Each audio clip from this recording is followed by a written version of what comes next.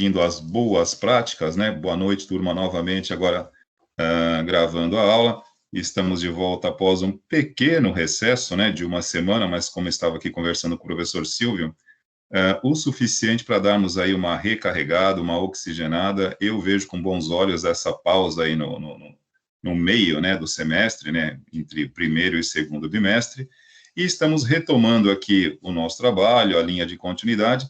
Para quem leu a chamada da aula aqui no canal, a nossa programação nesse primeiro bloco é darmos uma breve revisada aqui no assunto das últimas aulas, né, não pretendo me aprofundar, mas falar aqui um pouquinho de memória, que foi o último assunto, e já começar a engatar no próximo, que é a parte de dispositivos de armazenamento, que como nós já estamos fazendo há várias semanas, todas as vezes que citamos um componente, acabamos meio que direta ou indiretamente falando também sobre o outro, né? Na última aula, 15 dias atrás, embora o assunto fosse memória RAM, nós paramos um período aqui para falarmos a respeito de armazenamento, SSD, discos híbridos, né? Então, hoje a gente apenas, na verdade, não seria nem uma introdução, seria uma conclusão. Preciso até mudar ali a referência, a menção no canal, para que fique um pouquinho mais adequado, porque já começamos a falar sobre isso, tudo bem? Professor Silvio, fica à vontade, dê o seu boa noite, suas considerações iniciais aí. Boa noite, turma. Prazer revê-los novamente. Como o professor Wagner acabou de falar, né, deu para dar aquela descansada um pouquinho, né, das nossas caras, das nossas cobranças, vamos dizer assim, semanais. Mas é bom, dar uma oxigenada, tranquiliza. E vamos voltar para aquela matéria gostosa, aquela discussão gostosa que nós estávamos na última aula que estivemos presentes sobre memória, sobre armazenamento, o que vale mais a pena, o que vale, qual é o custo-benefício, o que vai entregar o melhor produto com o melhor preço. A gente pode retomar, dar uma continuidade e uma conclusão naquilo que nós tínhamos começado na última aula. Perfeito, então, Silvio. Bom, pessoal, para quem leu aí também, como eu já havia dito aqui, a chamada no canal, para o segundo bloco, né? Primeiro bloco aqui das 19h30 às 21h, vamos falar a respeito, vamos concluir aqui, né, uma revisada sobre memória, só para reativar aí as nossas sinapses, a nossa rede neural, e já engatarmos na parte de dispositivos de armazenamento. E componente por componente, semanas após semana, nós vamos complementando a nossa configuração, né? O nosso objetivo é chegarmos no final do semestre e conseguirmos aí concluir a montagem, mesmo que virtual, de um computador, né? Para o segundo bloco, qual que é a programação? Para que a gente não tenha, né, digamos assim, no final deste bimestre, desse último bimestre, a correria de ter que fechar as atividades, toda semana, ou pelo menos semana sim, semana não, no segundo bloco eu já coloco uma atividade referente ao assunto do dia ou da aula anterior, para que a gente vá acumulando e dando possibilidade para que todos possam fazer, né? Eu costumo sempre relembrar as falas, embora fique gravado e registrado aqui nas nossas aulas, eu não costumo fechar as atividades, né? Mesmo que atrasadas, mesmo que depois do prazo, o importante é não deixar de concluir. O que acontece, por exemplo, nesse momento é que o conselho de classe já foi, né? Então, as menções já foram fechadas, as menções já foram registradas no NSA. Então, se porventura, né, aparecer alguém que não fez, o que nós temos que fazer aí é colocar para o próximo, né? Lembrando que a questão da chamada avaliação e recuperação, né, nós temos um consenso aqui dentro do regimento do Centro Paula Souza, que a avaliação ela é contínua, né? Ela não se resume pontualmente por atividades que nós passamos. Porém, como estamos em formato remoto, né? Não temos aquela convivência diária em sala de aula, né? Ou semanal, digamos assim, é um curso remoto, não é EAD, né? É importante frisar isso. Nós não estamos na modalidade de curso EAD, que é diferente do chamado curso remoto. No curso remoto, necessariamente vocês, em tese, deveriam estar aqui no horário das aulas, tá?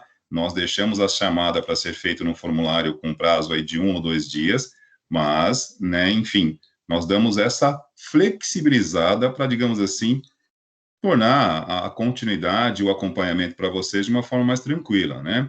Então, assim, a qualquer momento, não precisamos criar modelos, instrumentos para recuperação, tá?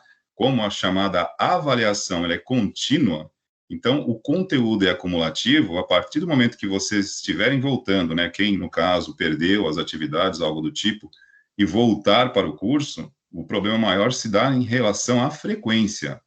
Conteúdo em relação à menção, é só se antenar do assunto e começar a fazer que, automaticamente, por ser contínuo, já recupera as menções anteriores. Só fazendo esse breve, digamos assim, comentário que eu acho que é importante para quem, porventura, perdeu alguma coisa, que eu acho que não é o nosso caso aqui, tá? Todos nós aqui, digamos assim, 99,9% daqueles que estão frequentando as aulas aqui não tiveram problema algum em relação ao IMC, tá? Nós conseguimos aí, eu acho que, salvo aqueles que realmente não estão frequentando, participando, não entregaram, digamos assim, nenhuma das atividades, aí realmente não teve como cadastrar uma menção satisfatória, né? Porque o curso avalia por competência e não por consideração, embora eu considere todos, mas isso não é critério de avaliação, tudo bem?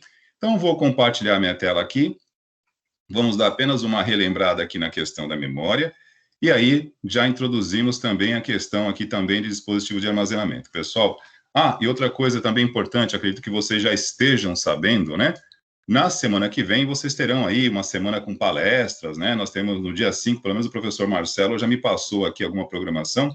Então, na semana que vem, teremos um conteúdo interessante aqui, pelo menos na quarta-feira, a não ser que eu tenha visto errado, mas quarta-feira teremos alguns palestrantes aqui para, digamos assim, alternar um pouquinho a dinâmica aqui das aulas, né? Eu acho isso muito interessante, essa possibilidade que o ensino remoto, né, a plataforma nos permite, né, embora a gente esteja conectado aqui através de uma plataforma remota, né, e uma tela, né, eu costumo dizer que isso não limita a abrangência da aula, muito pelo contrário, ela torna isso ainda mais abrangente, né, você pode convidar pessoas, profissionais da área para virem aqui e colaborar com o andamento do curso, né, e na semana que vem, pela programação que recebi do professor Marcelo, nós teremos aí alguns convidados para estarem falando, né, para estarem trocando conhecimento, experiência com vocês, e eu incentivo a participação, acho muito bacana.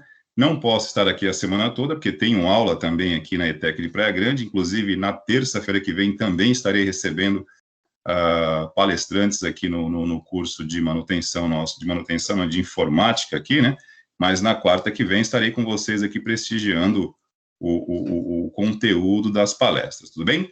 Então, vou compartilhar minha tela. Para quem chegou depois aí, boa noite novamente. Vamos lá.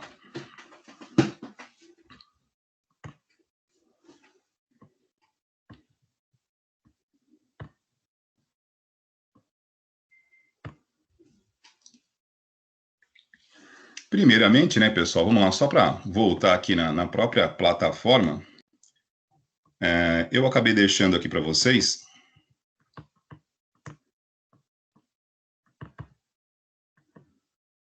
eu não sei se eu disponibilizei isso na aula, né, a respeito de memória RAM, mas se não disponibilizei, está aqui, ó, um conteúdo, um resumo sobre memória, né, como eu sempre digo para vocês, nós temos hoje, através do Google, né, acesso às mais variadas fontes de conteúdos. Nós, como professores, agimos apenas como mediadores, né? Nós mediamos, filtramos os conteúdos que já estão aí e damos uma resumida e disponibilizamos para vocês, tá? Então, está aqui, ó, no link da aula, slide sobre a memória RAM, que eu estou fornecendo aqui para a gente poder usar como material de apoio. Eu não me recordo se eu disponibilizei isso na aula passada, tá? Na aula passada, que no caso foi há 15 dias atrás. Se não disponibilizei, aqui está. Se já havia disponibilizado, está aqui novamente, tudo bem? Pretendo, caso algum dos conteúdos abordados aqui não tenha deixado algum material de apoio, antes, né? Antes que termine o semestre, eu sempre vou deixando, mesmo que passando o período após a aula, a semana seguinte, eu sempre retomo aqui e acabo deixando alguns materiais, embora repita, né? Temos um universo muito amplo de conteúdo hoje na internet, hoje não, há um bom tempo. Acredito que tenhamos a conteúdo até demais, né? E quando eu digo demais, não é que isso seja ruim, é que você acaba tendo uma dificuldade de identificar, separar e filtrar o que é relevante do que não é relevante. Então, tudo demais sobra, já dizia a vovó, né? Então, vamos lá.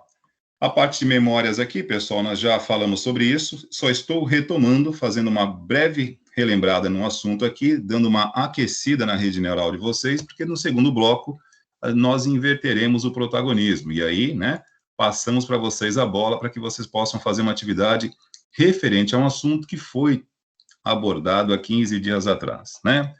Mas como eu sei que vocês são estudantes ativos, né, que têm, digamos assim, um sentimento pelo conhecimento, eu tenho certeza que na semana passada, durante o recesso, todos os dias vocês estudaram alguma coisa referente ao curso. Eu tenho certeza. Né? Eu tenho certeza, mas tudo bem. Então a gente só dá. Eu estou chovendo aqui no molhado, porque eu sei que vocês não esqueceram, né? Inclusive, nas horas vagas, vocês devem ler sobre eletrônica. Ora, bolas. Correto, Silvio? Opa. É isso aí, pessoal. Brincadeiras à parte, vamos lá. Pessoal, memória RAM, né? Lembrando o que é a memória RAM, o que ela faz, separando aí, identificando o que é a dispositivo de armazenamento temporário e dispositivo de armazenamento permanente, que na aula, há 15 dias atrás, surgiu até um label, né, uma etiqueta, um termo novo aí, que, digamos assim, não sou tão acostumado a ver, que é a memória persistente, né? Então, enfim, entre memória temporária, memória permanente e persistente, e como eu sempre gosto de frisar, né, a pergunta que move o conhecimento não é o porquê, mas sim o para quê. Falo isso como um mantra em todas as turmas, né? Para que memória RAM, né? Vamos lá, todas as vezes que vamos executar, abrir um programa, ouvir um player de música, assistir um vídeo, executar um jogo, tudo isso vai para a memória RAM do computador, né? Dispositivo de armazenamento temporário que naquele momento em que você estiver executando este programa, este aplicativo ou este jogo, ele está ocupando memória. E quanto mais memória você ocupa, menos memória disponível você possui. Por isso que é importante que haja um balanço positivo, né? Se os programas, softwares, os equipamentos que você utiliza, digamos assim, tem uma requisição, uma demanda alta de memória, convém, por coerência, né? Digamos assim, que você também tenha uma quantidade de memória RAM disponível para que o desempenho do seu conjunto computacional seja satisfatório, né? Isso aqui não é uma lei, né? Não está escrito no Código nem na Constituição Federal do Brasil. Isso é uma recomendação para que você tenha um desempenho, digamos assim, satisfatório, porque é muito ruim para trabalho ou até mesmo para entretenimento você ter um equipamento que não funciona legal, né? E sempre que você procura contrariar o sistema, quando eu digo sistema, é a lógica de funcionamento das coisas, porque existem, né? Existem aqueles que são teimosos, né? Corações valentes, né? Que carregam a bandeira eterna da teimosia. Eu também chamo esses indivíduos de devotos do não. Eles sempre vão contra as recomendações técnicas. E também digo isso dentro de um curso técnico, que esse tipo de postura e de mentalidade dentro de um curso técnico não faz sentido. Quando eu me matriculo, quando eu opto por cursar, né, por fazer um curso técnico de habilitação profissional, é porque eu tenho, digamos assim, né, um apreço pelo conhecimento, e recomendações técnicas devem ser seguidas, né? Então, por exemplo, se você tem, como é o meu caso aqui, olha, eu uso o sistema operacional Windows 10, né? O Windows 10 ele tem uma requisição, uma recomendação mínima de memória para que você tenha um bom funcionamento dele. Mas, como disse, existem os corações valentes ou devotos do não. Ah, eu não ligo para isso, eu faço de outro jeito, eu coloco menos memória e funciona do mesmo jeito. Olha, se o fabricante do software, né, está recomendando que você tenha, digamos assim, esta quantidade mínima de memória, não sei se é muito inteligente você contrariar e ainda se orgulhar disso, porque o funcionamento não será, digamos assim, razoavelmente satisfatório. E aí, como eu disse, não importa se é para trabalho, para entretenimento, para lazer, você passa a ter o computador não como um aliado, mas como um opositor seu. Tudo que você quiser fazer, fará, mas não fará direito. Tudo bem? Então, quanto mais memória RAM você tem, mais possibilidades de performar melhor o seu equipamento terá. E aí a gente volta, né, algumas aulas atrás, onde nós fizemos algumas análises aqui, algumas comparações, e usamos aqui como exemplo, se não me falha a memória, foi o computador do Gabriel, né, que usa para edição de vídeo, de áudio, né, então, enfim, é uma atividade técnica aí que exige, né, um computador com uma configuração de memória um pouquinho mais elevada, né? E nós temos padrões de memória, né? Vários tipos de padrões de memória que ao longo do tempo, né? Digamos assim, na timeline, na linha do tempo, aí ele vem evoluindo. O atual padrão é o padrão DDR4, tudo bem? E aí nós falamos sobre uma série de conceitos aqui de memória, mas não falamos sobre detalhes técnicos das memórias há 2 semanas atrás. É justamente isso que eu gostaria de abordar com vocês hoje. Tanto é que eu vou até avançar um pouco mais, porque essa parte aqui, ó, do que é memória RAM, o que significa memória de acesso aleatório, já foi falado, né? E estará aqui sempre à disposição de vocês, toda vez que vocês quiserem esclarecer isso, entrem aqui e verifiquem. Mas isso nós já falamos, né? Eu gostaria de pontuar algumas questões que não foram ditas há 2 semanas atrás, né? Como funciona a memória, né? Acabei de mencionar aqui que, enfim, você precisa utilizar um recurso, um programa, um software, algo do tipo, e você aloca esse programa, né? Deposita na memória RAM temporariamente enquanto ele estiver sendo usado, né? E aí tinha aqui a analogia da mesa, da escrivaninha, que nós usamos há 2 semanas atrás. Aqui também mencionamos as recomendações de memória que devem ser feitas mediante a utilidade que você faz do seu equipamento, enfim, dos tipos de software que você usa, a sua prática de uso diária e, enfim, se você precisa de mais memória, invista na memória, né? E aqui nós temos algumas opções, né, em termos de, vamos lá, para acesso à internet, para tarefas como games ou algo do tipo, para performance um pouco mais elevadas, né, 16 gigas ou mais. Eu, particularmente, tanto eu quanto o professor Silvio, há 15 dias atrás, concordamos no mesmo olhar, né, tanto eu quanto ele, nós optamos sempre por por uma performance melhor. Eu opto por uma performance melhor. Então, todas as vezes que eu tenho a necessidade, né, de adquirir um novo equipamento, a gente não faz isso com muita frequência, já falamos sobre isso aqui, né, pela questão de custo, tecnologia para nós ainda é algo relativamente caro, então é importante sim fazer uma análise bem racional do que você tem, do que você precisa e aonde você vai investir. Por isso, esse tipo de questão aqui, saber entender memórias, configurações, vale a pena. Vamos aqui sobre a questão do limite de memória, né, o gargalo de memória, que o desempenho cai, perfeito, isso aqui já foi dito. E vamos aos padrões de memória, tudo bem? Que foi o assunto que nós acabamos não pontuando, não aprofundando muito há 2 semanas atrás, e gostaria de colocar algumas coisas aqui em relação a diferenças de padrões, em relação às tecnologias, e não apenas uma questão cronológica, tá, pessoal, em relação ao funcionamento, tudo bem? O padrão mais tradicional, quer dizer, tradicional não, o padrão mais antigo, né, o mais clássico aí, né, a memória Edo, né, que no caso aqui faltou até colocar uma imagem aqui, mas depois eu procuro isso na internet. Aqui tem as frequências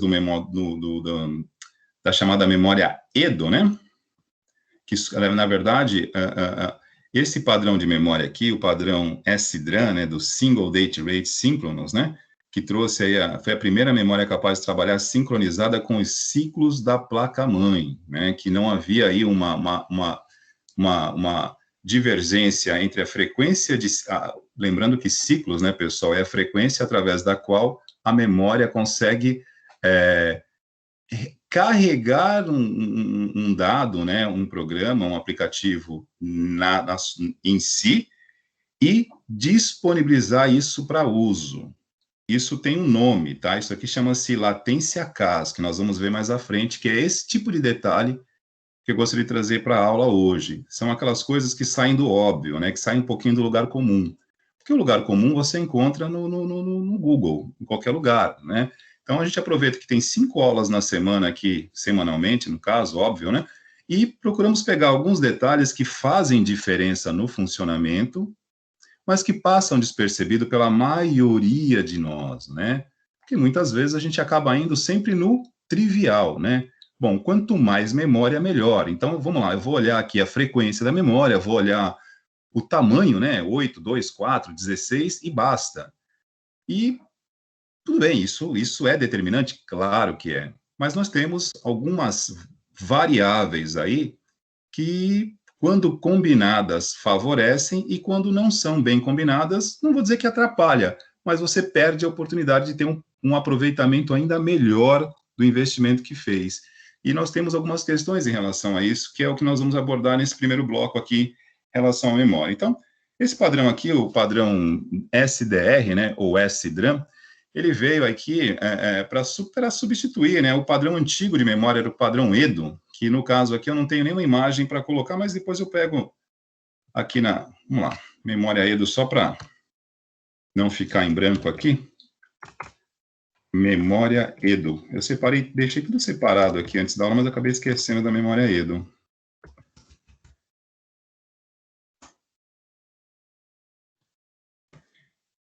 Pergunta, minha imagem está chegando para vocês aí, que eu sei que tem um delay aqui, né?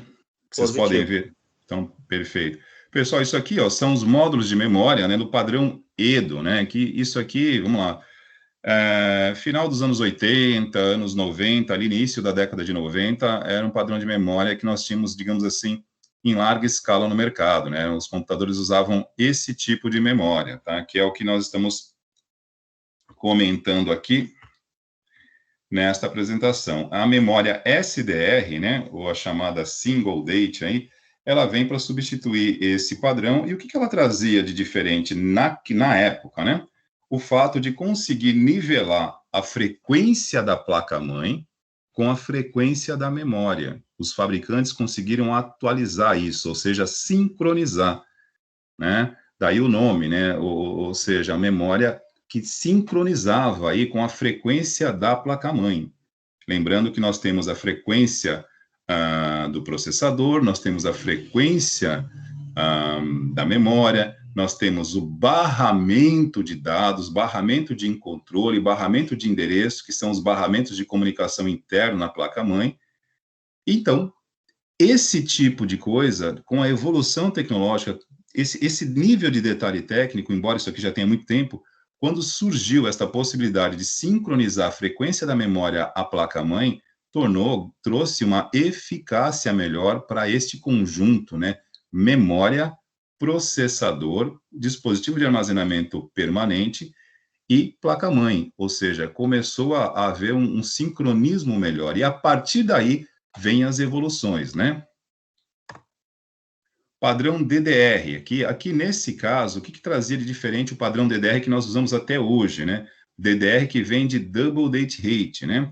As memórias DDR superavam as SDR por sua capacidade de realizar 2 transferências por ciclo, né? O que não necessariamente dobrava a velocidade, mas já melhorava e muito, né? Então, aqui nós temos algumas informações, né? Tempo de ciclo, frequência de relógio, que aqui é a tradução literal, né? Então fica estranho, né? Geralmente vocês vão encontrar em leituras, né, frequência de clock, que é justamente, né, o ciclo, né, o tempo que a memória leva para receber esse dado, esse aplicativo, esse programa e disponibilizar para uso. Embora seja tudo muito rápido, existe uma latência aí, existe uma pequena demora, né? Chama-se latência CAS, que nós vamos falar com mais profundidade mais à frente aqui, né? taxa de transferência, né, no caso aqui, hoje nós estamos com uma taxa de transferência mas muito superior ao que se usava lá atrás, e isso é o que nós temos até hoje. Porém, o que vem mudando? Vem evoluindo essas taxas, essas tecnologias, e vem tornando a memória um pouquinho mais, aliás, um pouquinho não, né? Bem mais eficiente, né? Então, esse é o padrão DDR, digamos assim, nessa questão de duas vias de transferência, foi a primeira vez que isso surge nessa escala aí, né, em relação a padrões de memória. Na sequência, surge aí as memórias DDR2. Reparem que as frequências aqui já começam a mudar, né? DDR400, 533, 667, ou seja, a DDR2 chega até 1066 MHz, tudo bem, pessoal? E megahertz aí é a frequência de clock, né? Que é o tempo onde o ciclo de instrução ele é carregado para a memória, tudo bem? Hoje nós já estamos numa taxa de clock muito superior. DDR2 também não se usa mais, você não vai ver esse tipo de coisa hoje funcionando, raramente. Para dizer que não, né, não vou dizer que eu vi funcionando isso recentemente, não, mas inclusive, isso aqui é assunto para uma aula de suporte, né, mas aqui com vocês eu não estou com a aula de suporte, eu estou com a aula de manutenção, que, como já dissemos aqui, está diretamente ligado a suporte usuário, que, se não me falha a memória, vocês terão amanhã com o professor Alexandre, né, porque nós dividimos aqui em Praia Grande, na ETEC de Praia Grande, nas sextas-feiras, a aula de IMC. Porém, a aula que eu dou para vocês aqui na quarta, eu acabo repetindo na outra semana somente em Praia Grande, porque nós tivemos uma semana a mais aqui de acolhimento, então nós temos um atraso em relação a vocês. E nós trabalhamos praticamente em conjunto, porque o suporte ao usuário, a disciplina, o componente curricular de suporte ao usuário, está diretamente ligado a isso aqui. Porque você vai atender, vai prestar um suporte a alguém que está com um problema no equipamento. Então, você precisa entender sobre o equipamento. E aí entra um outro fator, né, que além de entender do equipamento, né, você também tem que entender um pouquinho do estado emocional das pessoas que ligam pedindo um suporte. Tanto é que vocês têm isso na disciplina, né? Ali a parte de hierarquia de necessidades, mas enfim, aonde eu quero chegar? Que há 2 semanas atrás, praticamente uma semana antes de entrarmos no recesso aqui, eu recebi aqui no prédio, no meu apartamento, né, um senhor que de vez em quando me procura, que, aliás, várias pessoas me procuram para isso, né? O computador dá problema, né? E justamente nesse momento ainda de pandemia, né? Muitos trabalhando em casa, outros não estão trabalhando, mas você pega o pessoal, assim, um público da chamada melhor idade, porque, digamos assim, são aqueles que estão mais tempo dentro de casa, aí o computador, a internet, acaba funcionando muito mais como entretenimento, como uma forma de distração, do que algo voltado para trabalho. E a gente entende, né? Então passa a ser algo praticamente vital, entre aspas, para essas pessoas. E quando o equipamento para, por exemplo, há 2 semanas atrás que estávamos aí, né, voltando para um lockdown, fechando um pouco mais, né? Aqui na cidade nós temos alguns centros de os chamados conviver, né, que são centros de convivência para o público da melhor idade, com atividades esportivas, atividades sociais, e tudo isso estava fechado. Então, os computadores passam a ser, entre aspas, quase que um pet, né, um melhor amigo do homem, digamos assim, e para. E eu recebi aqui no chamado aqui um senhor que de vez em quando me procura, que ele estava com o computador parado e a filha dele mandou um computador para ele que não estava funcionando há muito tempo, né? E eu estava. Olha aqui, estou só citando o exemplo para a gente chegar na memória DDR2, tudo bem, gente? Não estou tomando tempo, não. Fechando notas, extremamente ocupado, e aí entra a aula de suporte ao usuário, que no suporte, quando você está trabalhando dentro desse segmento, né, em uma empresa de help desk, né, uma corporação que tem contrato de prestação de serviço, então você tem que atender, mas tem outro lado, tem um lado humano, um lado pessoal da empatia, porque eu falei, poxa, é a mesma coisa que meus pais, né, poxa, o computador parou, meu, você tem que ir lá dar uma força, não dá para deixar, né, eu falei, estou ocupado, mas vou pegar. E peguei, acho que se não foi numa terça-feira, só fui poder mexer no sábado, né? Ainda pedi desculpas porque, olha, não tenho tempo agora, é só sábado. Quando eu abri o computador para ver, é, era um era um Athlon X2, se não me falha a memória, agora eu não me recordo exatamente a configuração da máquina, mas o que chamou a atenção para mim era um computador, a placa-mãe, né? Era uma placa-mãe Gigabyte, ela tinha os slots de memória DDR3 e estava, olha só vocês, estava com um módulo de memória DDR2, gente. E assim, isso é impossível, não encaixa, não conecta, não tem como, tudo bem? Inclusive eu usei esse exemplo aqui numa aula aqui em PG e o exemplo não caiu bem, porque a galera ficou empolvorosa. Mas como que se faz isso, professor? Como é que conseguem fazer funcionar um computador com uma memória que não é dele? Eu falei, não faz funcionar, não funciona. Não, mas ele levou para você porque estava funcionando e parou. Eu falei, não existe isso, gente.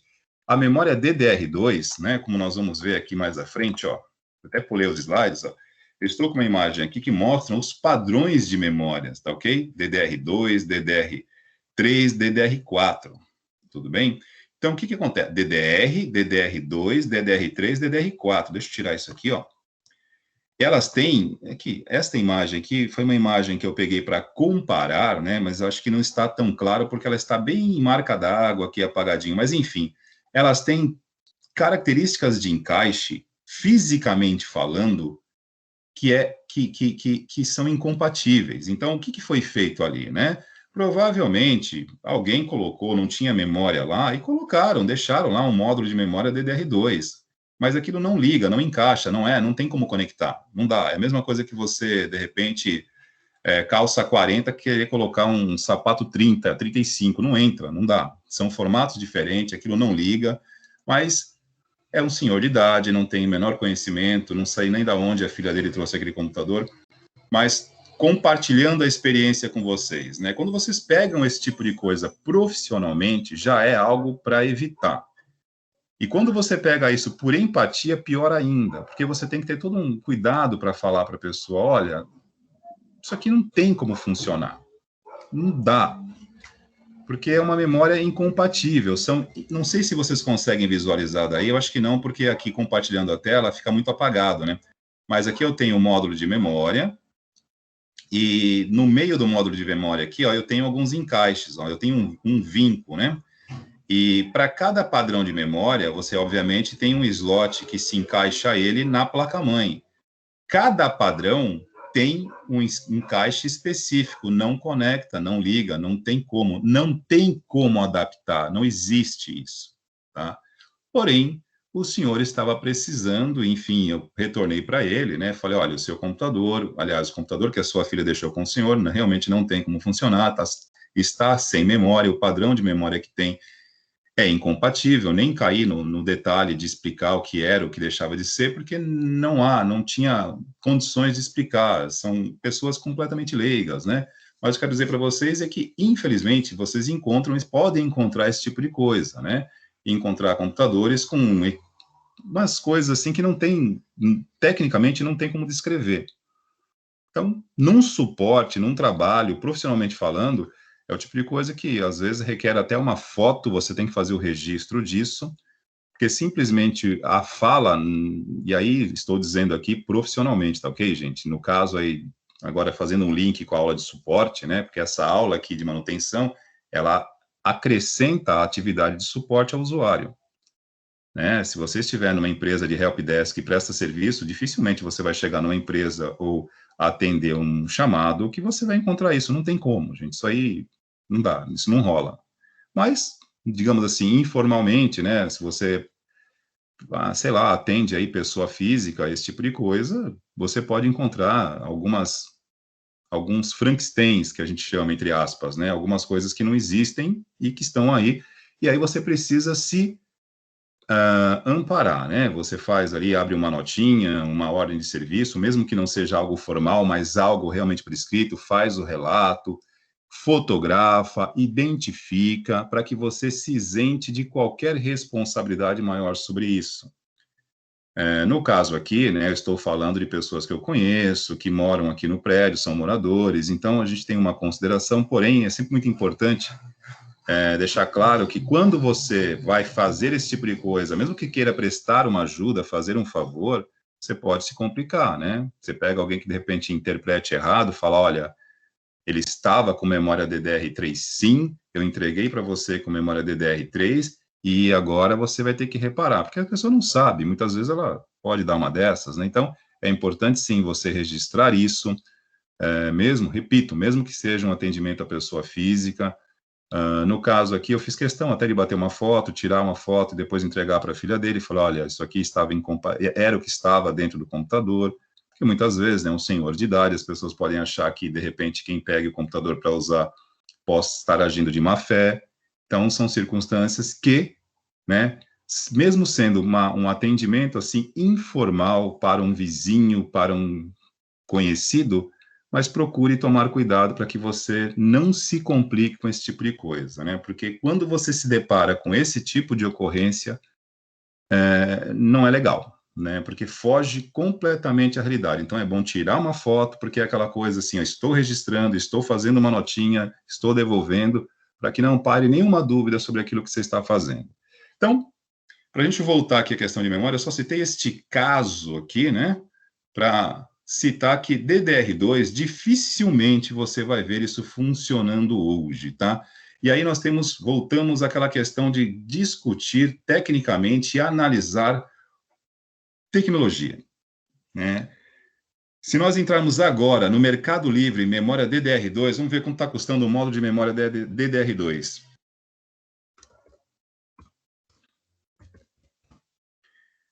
Vamos lá.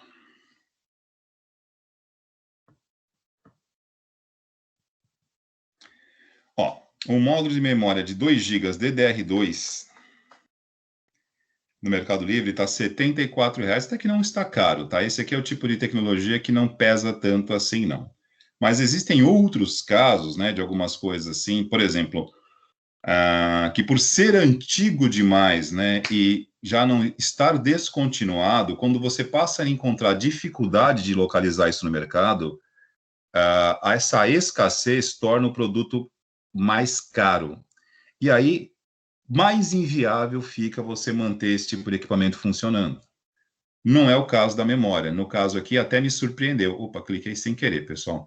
Até me surpreendeu aqui encontrar o módulo de memória 2 GB hoje. O que você faz com 2 GB de memória RAM?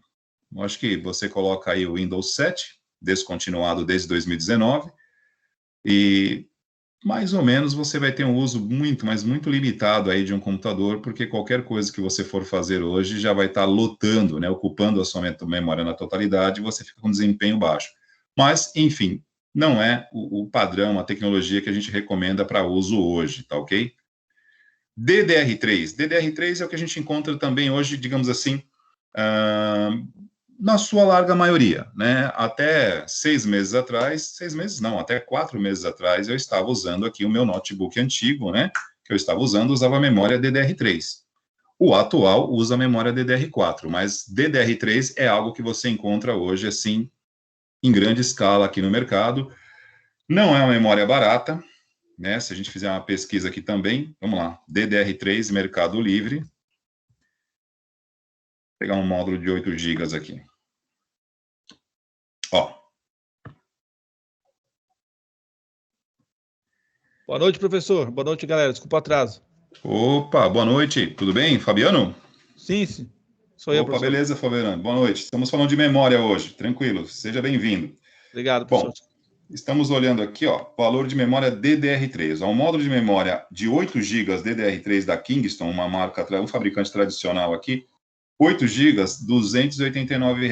Posso dizer que o valor não tem mudado muito, não. É esse mesmo valor aí que a gente encontra já há um bom tempo, né? Independente do dólar subir um pouquinho, baixar, isso aqui não tem variado muito, né? Então a gente pode até procurar outros anúncios aqui, não é o caso, eu estou só citando a tecnologia, afirmando para vocês que hoje é o que nós temos em larga escala, embora o atual padrão mais moderno, digamos assim, comercialmente disponível é o DDR4. DDR5 já está aí para ser lançado, já temos algumas coisas, mas, digamos assim, não é o que nós temos de fato, né? DDR5, algumas iniciativas aqui a colar, os fabricantes de placa-mãe já estão aí começando a ensaiar a fabricação de placas com o slot DDR5, que é a tecnologia que virá, né, para, digamos assim, como sucessora da memória DDR4, que é o que nós temos hoje, digamos assim, de mais atual disponível. Mas como nós vivemos, como eu sempre digo, uma realidade de adequar a necessidade e a possibilidade, muitas vezes, na hora da escolha do equipamento, escolher uma memória, um equipamento com memória DDR4, você está pensando já no hoje para o amanhã, e quando você opta por um DDR3 para economizar um pouquinho, repito, pela atual circunstâncias da economia que vivemos, não acho um absurdo, não é investir no passado. Até mesmo porque, vou pegar uma aula para falar sobre isso com vocês, gente. A Microsoft, eu preciso até pesquisar um pouquinho mais para não me antecipar de forma prematura aqui e fazer algumas informações ainda em caráter transitório, né? Porque não é algo definitivo. Mas para quem acompanha um pouquinho o mercado tecnológico aí de software, sistemas operacionais, o que acontece, né? A Microsoft está começando, parece, né? Parece que ela andou já se preocupando um pouquinho com a expansão do Chrome OS do Google, né? E ela está criando uma versão do Windows 10 que reage melhor, digamos assim, que performa melhor em ambientes com uma configuração um pouquinho mais modesta.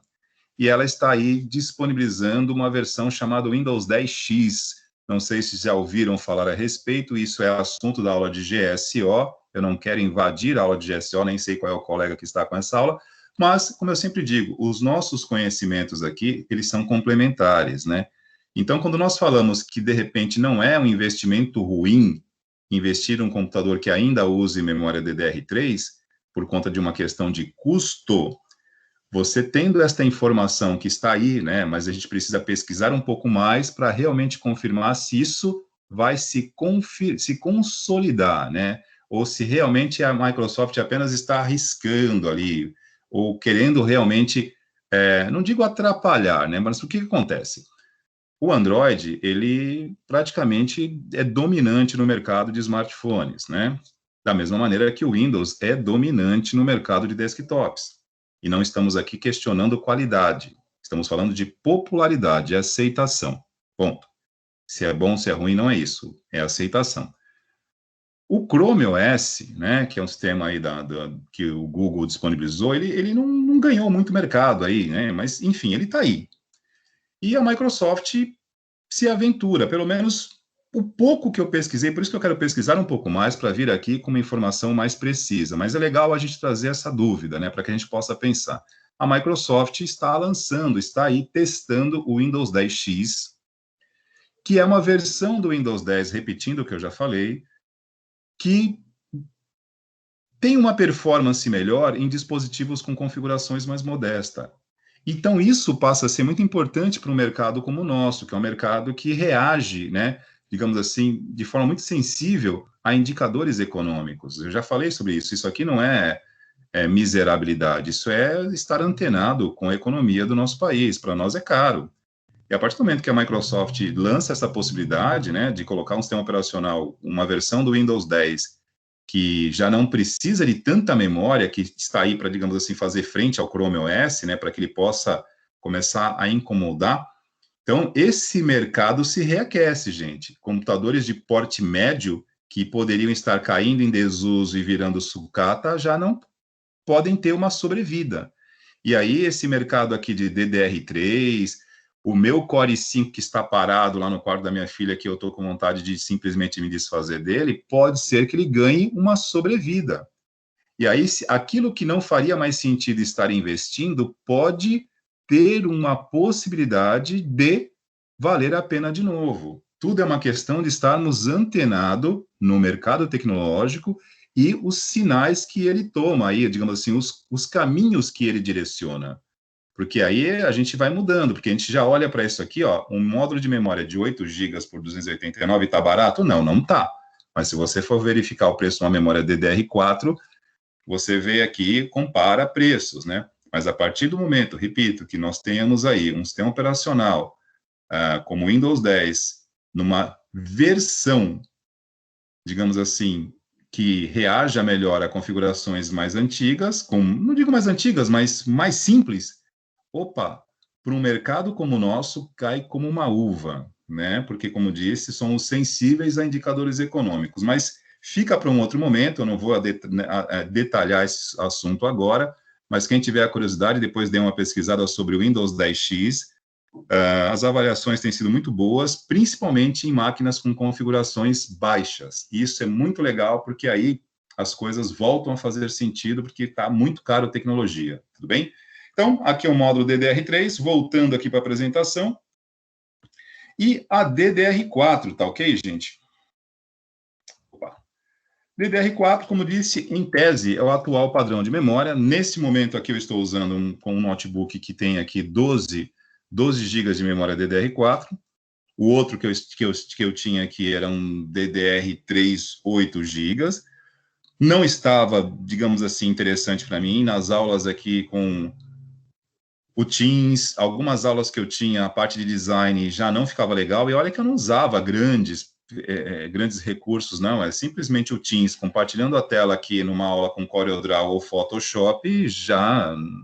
Não vou dizer que ficava ruim, mas desempenho caía muito, uma demora, clicava, não abria, realmente muito difícil. Então, enfim.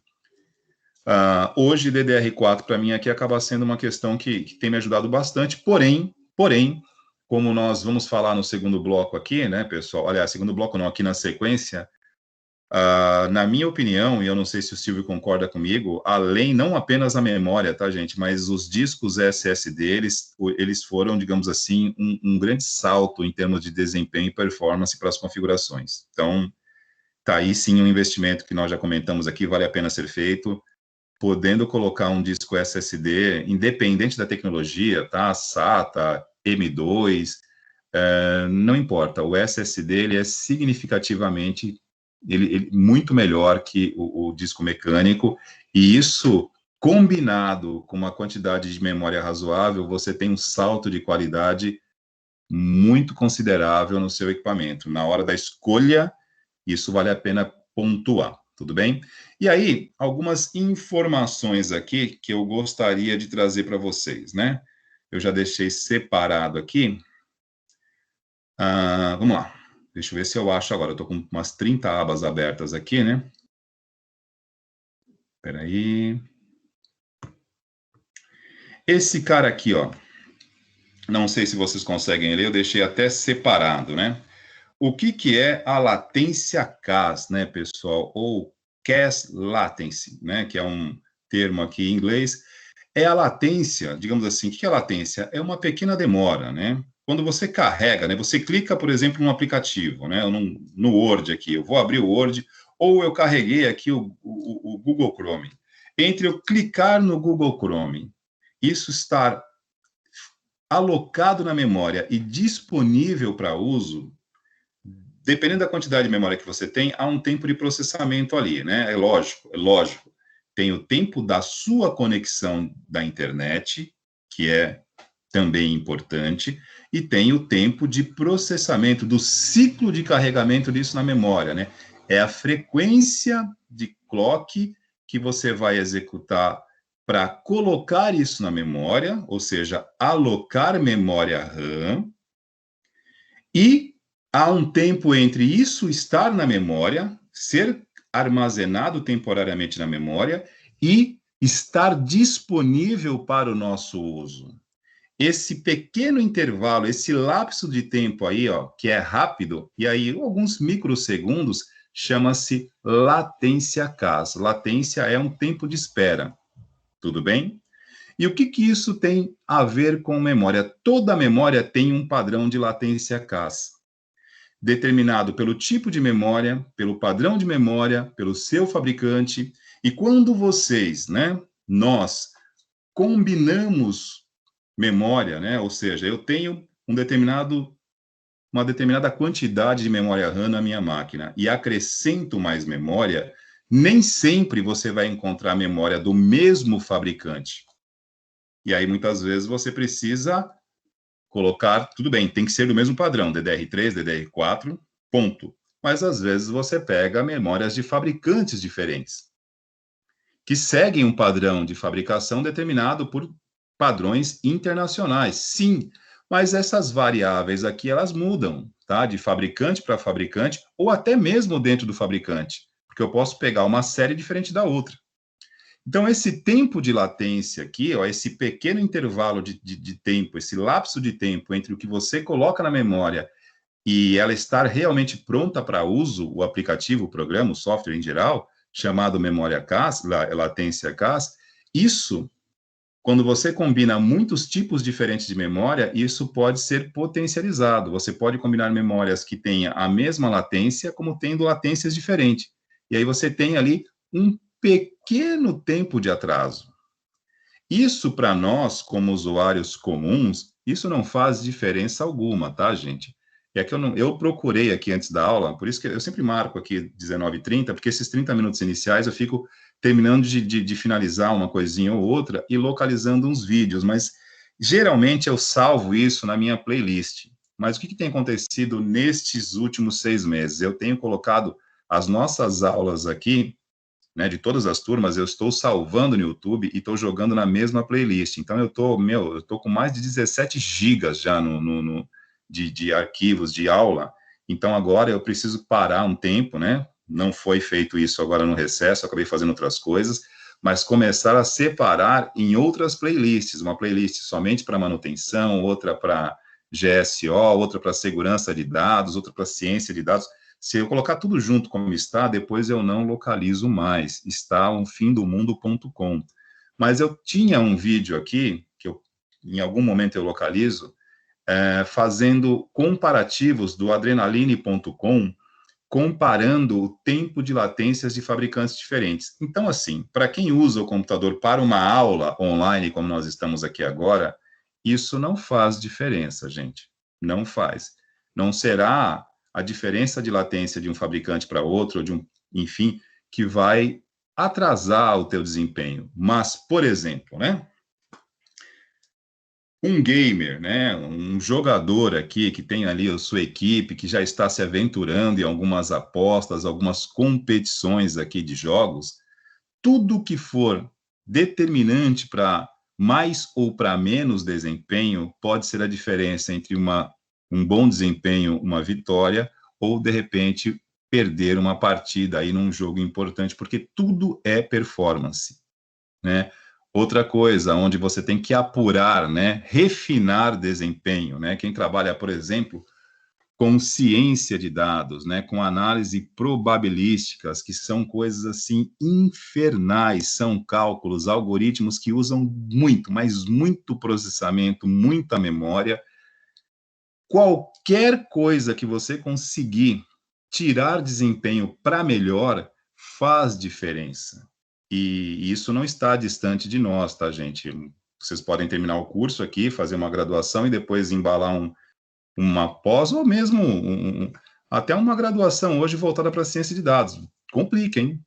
Trabalhar com esse tipo de coisa, análise probabilística, num computador, por mais que a gente pague caro hoje no equipamento, um computador de bom processamento hoje já não dá conta disso. Você tem que investir numa tremenda máquina, né? Inclusive, fica aí a sugestão, né? Para quem não sabe, a Petrobras, né, ela libera, né, módulos do Santos Dumont, que é o supercomputador que existe no Centro de Computação Científica da Petrobras em Petrópolis, Rio de Janeiro. Ela libera módulos para uso, né? Não sei se para todo mundo, mas algumas universidades têm direito a uso. Algumas empresas norte-americanas que estão investindo em supercomputadores estão também disponibilizando espaços em nuvem para que você possa utilizar gratuitamente os módulos de programação de alto desempenho, de processamento de alto desempenho em nuvem, para projetos que sejam interessantes para essas empresas.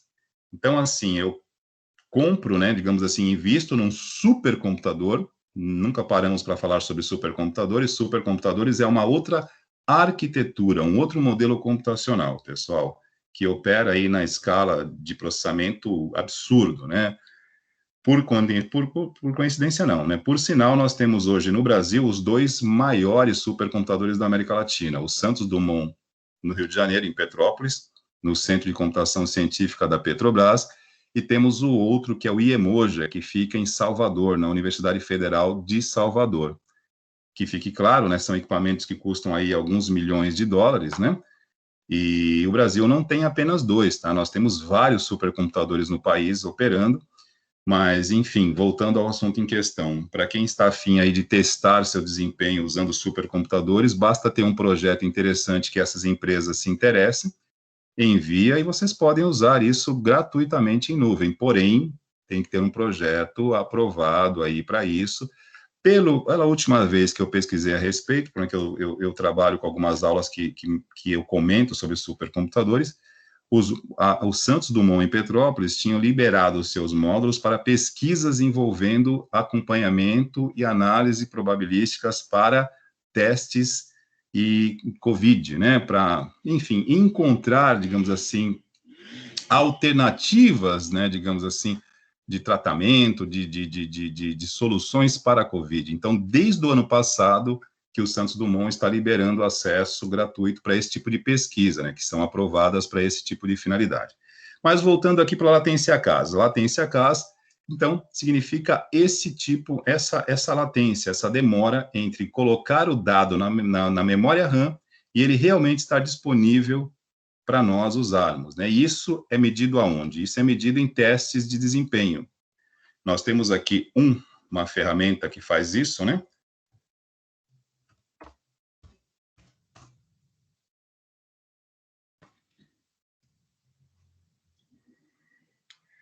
Uma não, nós temos várias ferramentas que faz isso, né? Eu acho que o próprio Fabiano, já comentamos aqui a respeito disso, Fabiano já comentou que é usuário do CPU-ID. Além do CPU-ID, pessoal, tem outros softwares, né, que fazem esse tipo de trabalho, de fazerem testes de desempenho, análise, né, para que você possa, digamos assim, acompanhar o desempenho da sua configuração. Isso aqui nós vamos usar em algumas aulas, tá? Eu já baixei aqui para o meu computador, mas eu não instalei ainda. Então, eu vou disponibilizar aqui para vocês, ó, vou colocar o link aqui no chat, para que vocês possam acessar e baixar. Deixa eu colocar, opa, peraí, colocar no lugar certo aqui. Colocar o link aqui.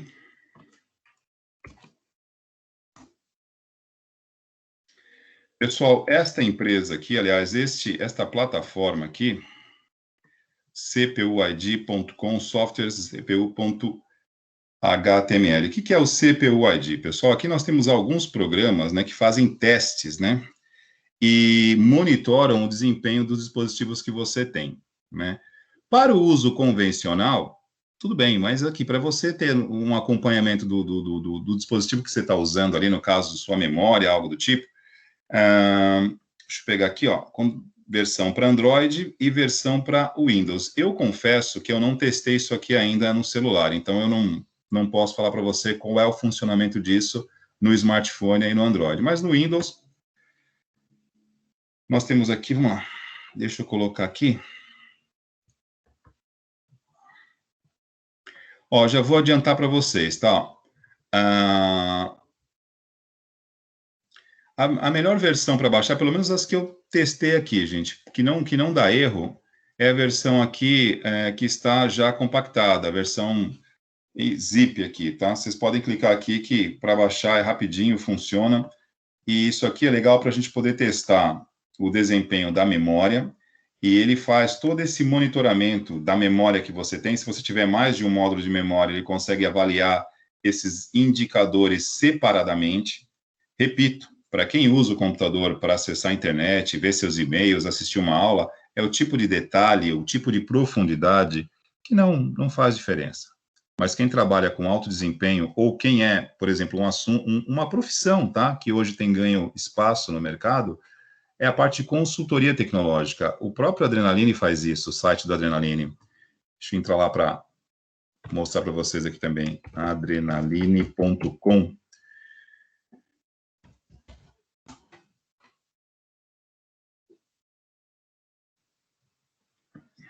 Não é o .com, adrenaline.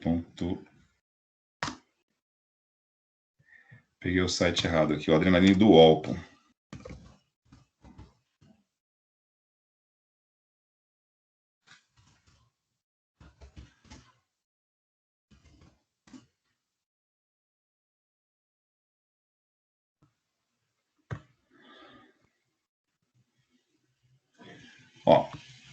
Aqui eu estou no site do adrenaline.com.br. É um site que trabalha com... Na verdade, ele faz benchmarks, né, que são testes, né? E aí eles recebem dos fabricantes Intel, AMD, NVIDIA, os dispositivos e testa e oferece informações sobre desempenho testando esses dispositivos. Esse trabalho, profissionalmente falando, é um trabalho de consultoria tecnológica. Então, as pessoas, antes de adquirirem uma tecnologia, elas vão buscar informações a respeito para saber se aquilo realmente funciona como o fabricante descreve. Então, se você não tem o conhecimento para utilizar uma ferramenta como essa, ó, o CPU-Z ou o CPU-ID, para testar, né, porque muitas vezes também nós temos um computador em casa e você não consegue fazer o teste simultâneo em vários para você ver o desempenho, né? Então, nós temos algumas limitações dentro de uma residência. Nós não temos uma bancada com vários computadores, vários monitores para você poder acompanhar, né, e medir o desempenho de A, de B e de C. Para que a gente consiga fazer isso dentro de casa, tem que abrir o computador, colocar uma peça, testar, depois tirar, colocar outra. Então, não é a mesma coisa. Num laboratório, como existe aqui no caso da Adrenaline, que eles testam, né, uma série de, por exemplo, análises, né? Você entra aqui na parte de análises, eles têm aqui, aí você fala análise, aí entra a parte de shampoo aqui, cara, é propaganda, né? Marketing. Aqui você tem análises na parte de games, placas de vídeo, processadores, armazenamento de discos, de dados, né? Placa-mãe, notebooks, enfim, teclados, mouse, fones. Então, no item que você clica, ele te mostra análises comparativas. Essas análises comparativas que o Adrenaline faz em laboratório, em bancada, em condições para isso, nós podemos fazer em casa de forma mais limitada, é claro, né? Porque dentro de casa nós não temos os mesmos recursos, né? E aí, também fazemos esse trabalho de analisar dispositivos e tirarmos as nossas conclusões técnicas a respeito deles, né? Porque não se, como já falamos aqui, né? Quando você investe em tecnologia, você não faz uma aposta. Aposta, quando você investe em algo que você não sabe, que você não tem certeza, na verdade não é um investimento, é uma aposta. E quando você aposta e torce para dar certo, isso tem um viés, né? Uma característica de jogo de azar, né? E quando falamos dessa maneira, aí começa a ficar uma loteria. E não é o caso. Se estamos dentro de um curso técnico e dentro da tua área, alguém pode te perguntar até profissionalmente qual é a melhor ou a melhor opção de configuração para uma determinada função, você tem, por exemplo, situações como essa aqui, onde você recorre a informações de testes, né? Inclusive, tem um Adrenaline aqui que faz isso, tem outros sites, acho que o Clube do Hardware também faz isso, né? De forma já até anterior ao Adrenaline, é que o Adrenaline acabou ganhando uma certa notoriedade, porque durante um tempo ele foi vinculado ao UOL, e os gamers, né? A popularidade dos gamers, porque quando nós falamos em ensaios técnicos, né? Ciência de dados, às vezes a galera não se interessa muito, mas falou em games, o olhinho brilha, né? Aí a galera se interessa, pô, joguinho, legal, aquela coisa, né? Porque hoje, da mesma maneira que há 20, 30 anos atrás falava-se de futebol, os olhos brilhavam, né? A galera, pô, eu quero ser jogador de futebol. Hoje a galera já tem também um outro olhar, eu quero ser um gamer profissional, né? E são coisas muito parecidas, entre aspas, né?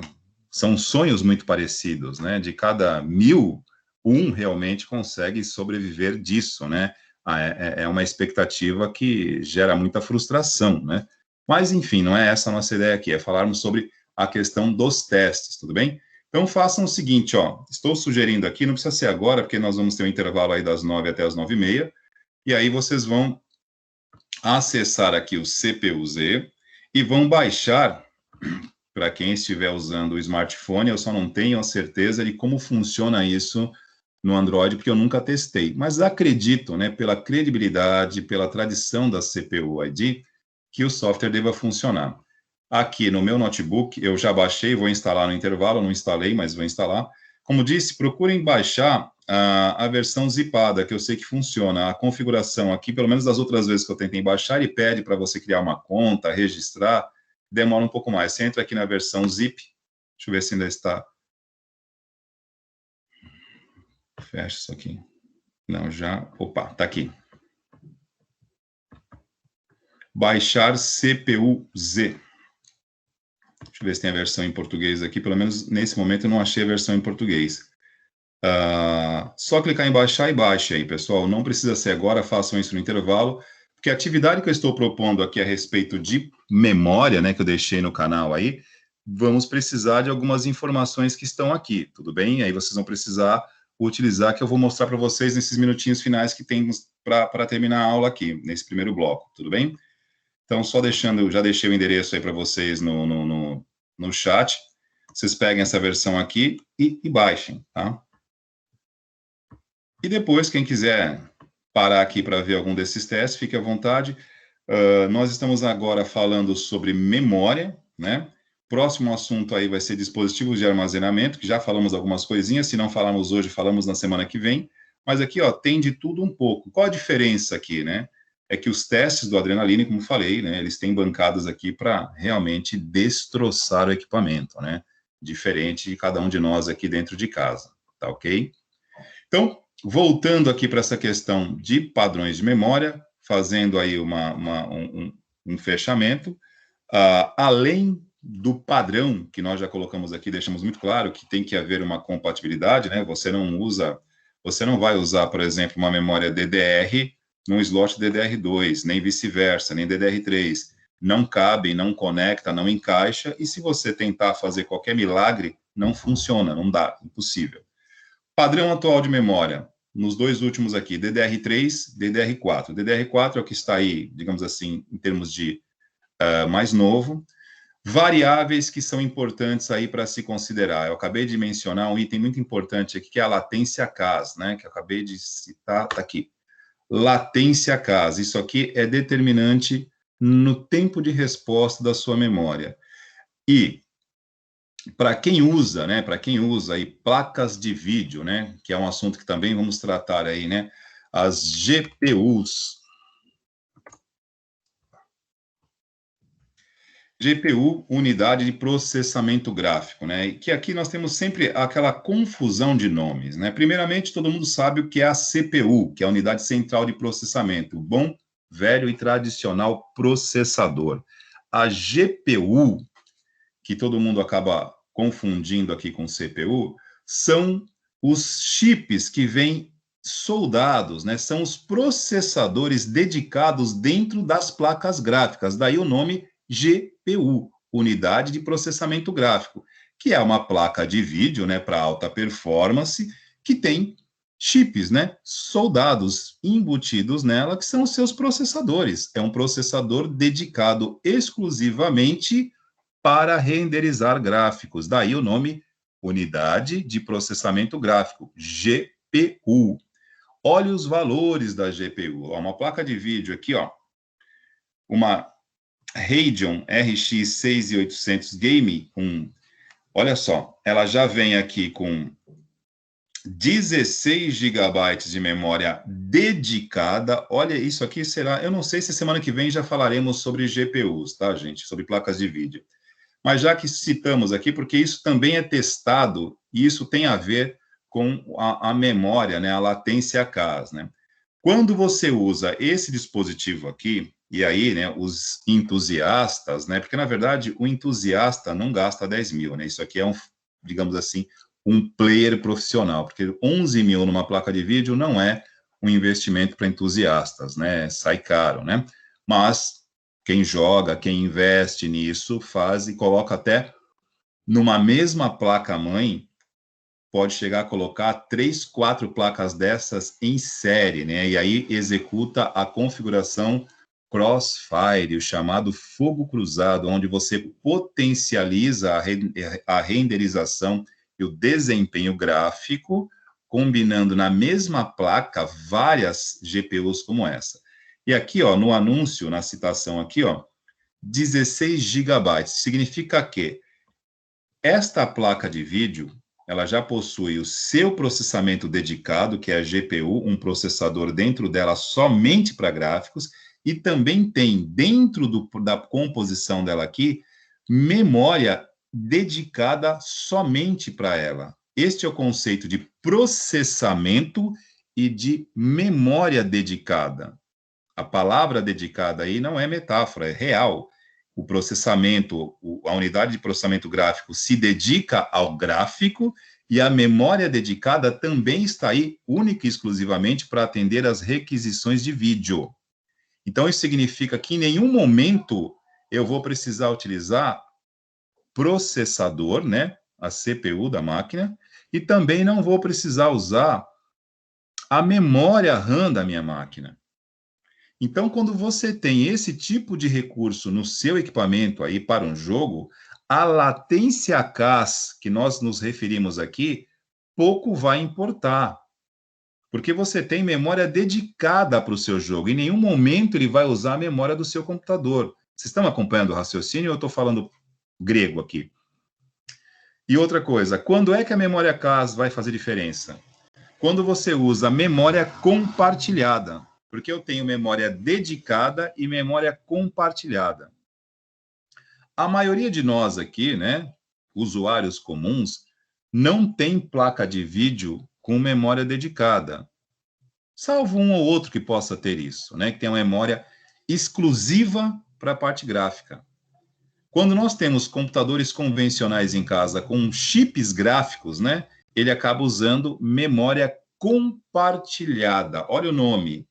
Memória dedicada é a memória que se dedica para fazer apenas aquilo a qual ela foi produzida.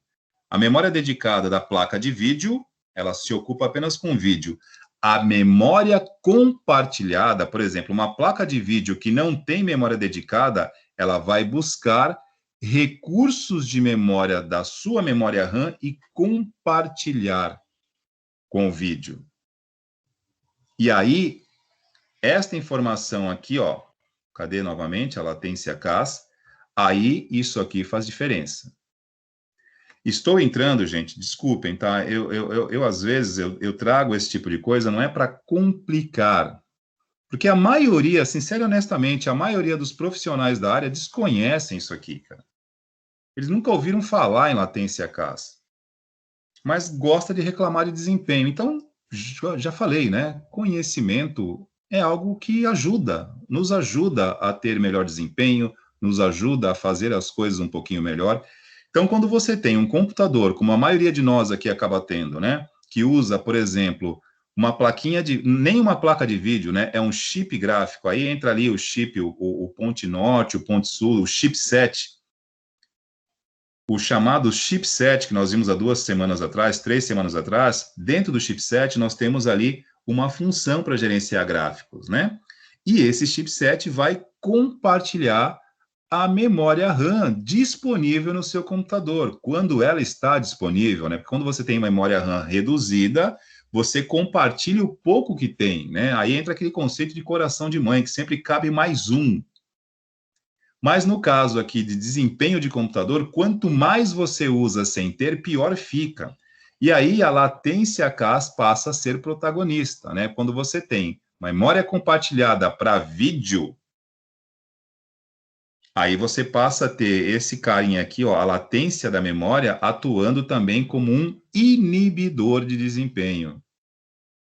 E quando nós falamos em desempenho, né? E aí eu acho que o Gabriel não está conosco aqui. Quando você tem pouco recurso para investir e você quer o máximo de desempenho, esses detalhes fazem diferença.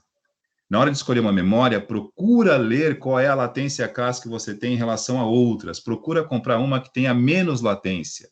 E se você for comprar mais memória para a sua máquina, antes de comprar, leia as especificações ali e procura saber qual é o grau de latência que ela possui e veja se ela possui alguma paridade com a sua. Que mesmo quando é do mesmo fabricante, às vezes é de séries diferentes, já tem uma atuação de latência diferente. E aí, isso torna o trabalho ainda mais moroso. Tudo isso são milésimos de segundo. Mas, quando você está fazendo algo que demanda grande desempenho de processamento e grande desempenho de memória, qualquer milésimo de segundo a mais atrapalha, porque são vários ciclos, né? De milésimo em milésimo de segundo, você tem 1 minuto. Isso, no final de um dia de trabalho, dependendo do que você está fazendo, isso vai te deixando meio que irritado com a máquina, né? E você começa a a antipatizar com ela, né? Você briga, fala que ela não serve para nada, pois esse computador está ruim, mas ela é vítima, né? Na verdade, ela também não tem culpa, porque na hora da escolha, esses itens não foram levados em consideração. E como disse, a grande maioria das pessoas ignoram fatores como chipset, ignoram fatores como memória compartilhada, simplesmente colocam tudo no liquidificador e é aquela questão, né? Colocou no liquidificador e pôs leite, chama de vitamina. Toma cuidado, né? Toma cuidado, não é assim que funciona. Nem tudo que você coloca a mais no computador significa que vai melhorar. Tudo bem, melhora, mas poderia ter um melhor aproveitamento ainda se você soubesse esses detalhes, como nós já falamos aqui há algumas semanas do chipset, e estou trazendo hoje um fator assim que muitos desconhecem em relação à memória, que é a latência. E isso faz muita diferença quando você tem o compartilhamento da memória por outros recursos da máquina, geralmente vídeo. Tirando raríssimas exceções aqui, né? De alguns usuários, por exemplo, que trabalhem com edições aqui, com placas de vídeo não, que ainda use algumas placas de áudio, né, de alta, também para mexendo com edições de som, que também compartilham memória, tá? Mas é um uso muito específico, tá, pessoal? Pessoal que mexe com mesas de som aí, alguma coisa assim, DJs, mas é a mesma coisa que vídeo, né? Você pode ter algumas que já têm a memória dedicada e algumas placas de som que fazem esse trabalho de performance, né, de melhora de qualidade em áudio, que também compartilham memória, e a situação piora ainda mais, né? Então, toda a memória compartilhada é justamente isso, é aquele que está dividindo desempenho para um outro lado, e aí, quanto mais você divide, menos você tem, né? É aquela coisa da evasão de divisas, né? Aquela coisa que você começa a dividir e vai ficando sem. E aí entra a latência a casa aqui com algo importante, que era um detalhe que nós não falamos da memória, que a grande maioria desconhece, e aonde você vai buscar essa informação? Nas especificações do fabricante, e se você não encontrar no fabricante, esse carinha aqui, ó, o CPU-Z, ele te dá essas informações em relação à memória e muitas outras, tá? Em relação a processador, em relação ao SSD, em relação às placas de vídeo, né, as GPUs, porque muitas vezes você compra por conta do desempenho e quando testa na sua máquina, verifica que não está atuando naquele nível de performance que o fabricante anuncia. Porém, entretanto, todavia, os testes de performance dos fabricantes são feitos em condições maximizadoras, né? Que potencializam. E muitas vezes, na configuração que você tem em casa, você antagoniza e você inibe o desempenho. E nem sabe disso. E aí você simplesmente acha que foi enganado. Não, não foi. É que você não soube combinar as arquiteturas. E aí a gente volta a 2, 3, 4 semanas atrás. Atentem ao detalhe, porque, para quem assistiu O Advogado do Diabo com Al Pacino, ele diz uma frase, né, com todo respeito, né, que o diabo reside nos detalhes, né. Então, voltando aqui, pessoal, para a gente encerrar esse primeiro bloco.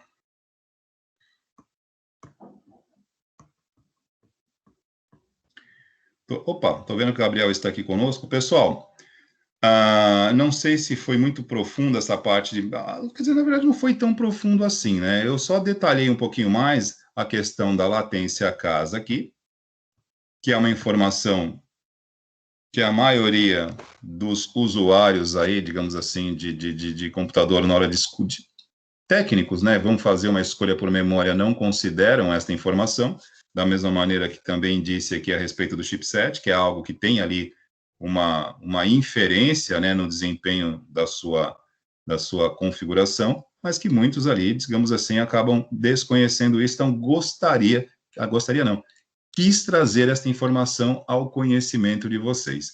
Alguma pergunta sobre essa questão de memória, latência, padrões, frequência? Tudo bem? Tranquilo? Tranquilo, professor. Beleza, então. Então, pessoal, tudo bem que falta ainda mais 5 minutinhos, 6 minutinhos aqui, mas já vamos parando, então, antes do intervalo aqui. Retornamos aqui, como são 10 para as 9, então a gente retorna às 9h20, tudo bem? e aí nós entramos com a segunda parte aqui, e aí eu libero para vocês uma atividade sobre memória RAM, utilizando o CPU-Z. Perfeito? Professor Silvio, gostaria de fazer alguma consideração final, alguma ponderação? Fique à vontade. Não, só acompanhando mesmo a aula, professor, você poderia me tornar apresentador? Só um minutinho? Para já. Peraí, deixa eu colocar aqui. Silvio, ordem alfabética, vamos lá para o S, cheguei. Pronto, Silvio. Opa, apresentador. Deixa eu tirar meu áudio aqui para não te atrapalhar, hein? Não, tranquilo. O professor estava comentando sobre a GPU, né? E às vezes a gente fica até sem saber se tem, como que tá, onde que ela tá pegando, se ela tá consumindo memória, né? No gerenciador de tarefas, né, do Windows, para quem não sabe, o caminho mais rápido, clicar com o botão direito na barra, gerenciador de tarefas, né? Eu acho que isso aqui é uma ferramenta que toda pessoa que utiliza o computador deve conhecer. Deveria conhecer, né? Então aqui nós vemos em desempenho, nós temos desempenho da CPU, da memória. Eu com meus 8 GB que eu achava que era muita coisa, aqui ele já está com uma cordinha razoável no pescoço. Afinal de contas eu estou usando o Teams, né, a versão aplicativo instalada, então ele... E aí, desculpa, Silvio, e o Teams é um devorador de memórias, né, cara? Ele é voraz, sim, né? O meu SSD tá aqui cochilando, né? Ele nem percebe o que está acontecendo. Mas a minha memória aqui está apanhando, literalmente. Aqui eu tenho a conexão e temos aqui também a GPU. Como o professor mesmo comentou, memória da GPU compartilhada. Opa, volta. Memória da GPU compartilhada. Ela não é memória dedicada, né? Eu estou usando um notebook convencional, não tem uma placa de vídeo, né, dedicada. Então aqui a gente vê que ela está usando a memória compartilhada. Então assim, é uma ferramenta rápida, né, para fazer uma identificação. Opa, deixa eu só dar uma verificada no que está acontecendo, o que está instalado, o que está consumindo. Esse é o caminho mais rápido, né, para a gente conseguir identificar esses pontos que o professor comentou durante a aula de hoje. Então, eu acho que fica aí uma boa dica. Eu acredito que alguns já conhecessem, né? Mas para aqueles que não conheciam ainda, este daqui é uma grande ferramenta de auxílio. Ok? Era só isso que eu queria complementar mesmo, professor Wagner. Perfeito, Silvio. Muito legal o complemento, valeu a pena lembrar aí. E assim, pessoal, o gerenciador de dispositivos, o monitor do sistema aqui do Windows, vocês têm isso no 10, no Windows 8, no 7. E só uma observação, por exemplo, se você estiver usando um computador ou um notebook que não tem aí o chip gráfico, tá? Ou no caso, uma GPU, aquela aba do GPU não aparece, tudo bem? Mas vocês têm o acesso a todas as outras informações, memória, CPU, e ó, é só clicar com o botão, da maneira que o Silvio comentou aí, pessoal, grande maioria, como eu digo, às vezes acaba meio que, não digo ignorando, mas não dando muita importância, mas eu sempre bato nesta tecla, assim como um mantra, né? A gente repete isso todas as aulas. Há de se separar o usuário de tecnologia de estudantes, profissionais e pesquisadores. Vocês estão saindo da categoria de usuários e estão operando na faixa de estudantes, aspirantes a profissionais da área. Então, há uma mudança de esfera aí, vocês precisam começar a olhar a tecnologia com a perspectiva, a ótica de um pesquisador, de um profissional, de um estudante. Então, assim, começar a ter esse interesse, esta curiosidade por saber como funciona, ou realmente olhar, olha, o meu desempenho não está bom, deixa eu dar uma olhada aqui no aplicativo, no recurso aqui do Windows que o Silvio acabou de mostrar, e ver como é que está o desempenho. De repente, eu posso melhorar aqui ou melhorar acolá, que nem eu, particularmente, desde o semestre passado, eu optei por não usar mais o Teams instalado, justamente, mesmo tendo aqui bastante memória, eu não vou dar esse gostinho para ele, porque realmente, quanto mais memória você tem, parece que mais ele utiliza. Então, eu prefiro usar a versão online, mas em algumas vezes atrapalha também, porque tem alguns recursos que não aparecem igual, né? Mas fica aqui a sugestão e sempre esta observação de que a cada semana, né, a cada momento, a partir do momento que a informação está entrando para nós, que for virando conhecimento, a gente precisa começar a moldar o nosso entendimento e o nosso comportamento sobre o uso da tecnologia. Porque chega um momento que a gente tem que separar, né? Quem usa e quem desenvolve entende. Nós temos que entender tecnologia, não apenas usar, tudo bem? Bom, vamos parando por aqui. Pessoal, antes de parar, né? Alguma pergunta, né? Aquela questão de sempre, alguma dúvida, alguma coisa que vocês gostariam de perguntar a respeito do assunto desse primeiro bloco? Fiquem à vontade.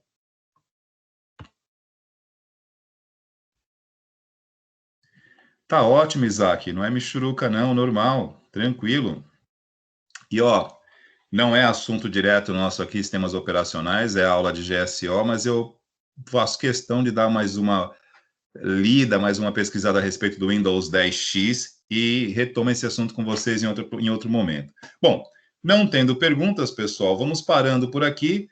Como agora já são 9, então retornamos às 9h30, que agora eu preciso fazer um lanche, porque eu não comi nada agora nesse horário antes da aula, eu estou precisando parar para comer alguma coisa, e 9h30 estamos de volta, tudo bem?